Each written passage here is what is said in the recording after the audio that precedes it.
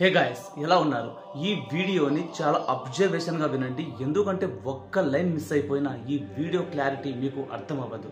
తమిళనాడులోని తంజావూరులో గత జూన్ నెలలో 4 వ్యక్తులు మిస్ అయిపోయినట్లుగా కేసు నమోదైంది. అయితే ఈ మిస్సింగ్ కేసు చాలా రోజులుగా పెండింగ్ లో ఉంది. ఎంత వెతికినా వాళ్ళు దొరకలేదు. అయితే తిరుపతిలోని పాకాల ఫారెస్ట్ లోకి ఆదివారం 14వ తేదీన కొంతమంది గొర్రెల కాపరీలు గొర్రెలను మేపడానికి ఆ ఫారెస్ట్ లోకి ఎంటర్ అయ్యారు. ఒక చెట్టుకి ఒక యువకుడు ఉరి వేసుకుని చనిపోవడం వాళ్ళు చూశారు. దానికి ముందు చాలా రోజులుగా ఆ అడవిలో నుంచి కుళ్ళిపోయిన వాసన వస్తుందని ఫారెస్ట్ అధికారి తెలిపినట్టు తెలిసింది. అయితే వెంటనే పోలీసులకు సమాచారం ఇచ్చారు. పోలీసులు వచ్చి రాగానే ఆ ప్రదేశానంతా క్షుణ్ణంగా జల్లెడబట్టారు.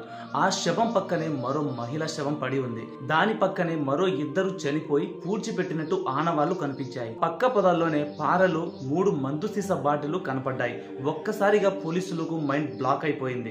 ఇక్కడ పోలీసులు షాక్ అవ్వడానికి మెయిన్ రీజన్ ఏమిటంటే అసలు వీళ్ళు ఎలా చనిపోయారు. పోలీసులు 3 రకాలుగా అనుమానించడం మొదలు పెట్టారు. నంబర్ 1, ఫైనాన్షియల్ టెన్షన్స్ వల్ల ఫ్యామిలీ మొత్తం ఇక్కడికి వచ్చి ఆత్మహత్య చేసుకున్నారా? ఒకవేళ అలా చేసుకుంటే మందు బాటిళ్లు ఎందుకుంటాయి? నంబర్ 2, ఎవరైనా ఆకతాయిలు వీరి వెంటపడి మహిళను శారీరకంగా అనుభవించి బయటపడుతుందేమో అనే భయంతో చంపేసి ఉంటారా? నంబర్ 3, గిట్టని వాళ్ళు ఎవరైనా వీరిని ఎక్కడికి తీసుకొచ్చి చంపేసి ఉంటారా?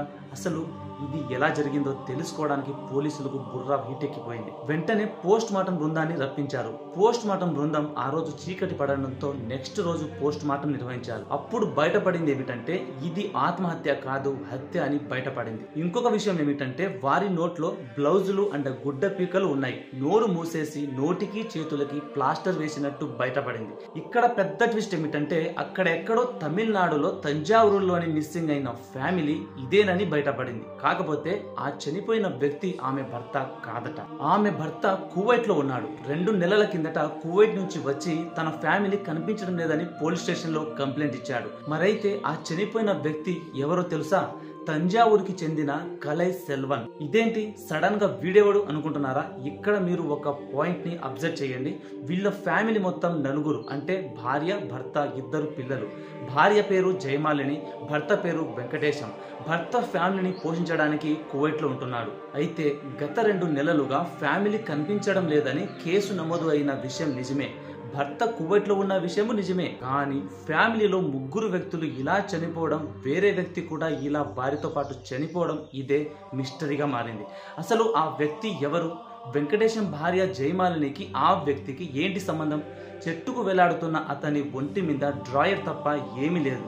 ఈ విషయాన్ని ఛేదించడానికి ఫారెన్సిక్ టీం కూడా ఇందులో ఇన్వాల్వ్ అయ్యింది. ఇకపోతే జయమాలిని భర్తను పోలీసులు అదుపులోకి తీసుకున్నారు. వాళ్ళ స్టైల్లో ఇన్వెస్టిగేషన్ చేయడం మొదలు పెట్టారు. అయితే ఈ ఇన్వెస్టిగేషన్ లో కలై సెల్వం అనే వ్యక్తి జయమాలిని మరిదిగా చెప్పుకుంటున్నారు. ఒకవేళ మరిదే అయితే పిల్లలను చంపేసి వదినను చంపేసి తాను చనిపోవాల్సిన అవసరం ఏమొచ్చింది? అది కూడా దట్టమైన కారడవిలో. ఎందుకంటే పాకాల ఫారెస్ట్ హైవే రోడ్ నుంచి 3 కిలోమీటర్ల దూరంలో ఈ సంఘటన జరిగింది. చుట్టూ అడవిలో 3 కిలోమీటర్ల లోపలికి జనసంచారం ఉండదు. అక్కడికి రావాలంటే ఫారెస్ట్ అధికారులు లేదా గొర్రెల కాపరీలు మాత్రమే ఇంత దూరం లోపలికి రాగలరు. ఇకపోతే గాదంకి టోల్ ప్లాజా వద్ద అనుమానంగా తిరుగుతున్న కొందరి వ్యక్తులను పోలీసులు గమనించారు. అంతేకాకుండా అడవి ప్రాంతాలకు వెళ్లేటప్పుడు ఆ దారులను ఆనుకొని కొన్ని హోటల్స్ ఉన్నాయి. వారి దగ్గర సీసీ ఫోటోస్ తీసుకొని మిస్టరీగా మారిన ఈ కేసుని హిస్టరీగా ఛేదించాలనే ప్రయత్నం చేస్తున్నారు పోలీసులు. ఇదంతా పక్కన పెడితే ఘటనా స్థలంలో పోలీసులకు ఒక నోకియా ఫోన్ దొరికింది. అది కాకుండా తంజావూరుకి చెందిన కలై సెల్వన్ పేరు మీద ఉన్న తంజావూరు క్రిస్ ఆసుపత్రి రిసెప్షన్ బిల్ లభించింది. దీన్ని దృష్టిలో పెట్టుకొని మృత్యులది తంజావూరు అని పోలీసులు డిసైడ్ చేశారు. ఇక పూడ్చిపెట్టిన ఆ 2 ఆడపిల్లల శవాలను ఈ రోజు బయటికి తీస్తామని చెప్పుకొచ్చారు.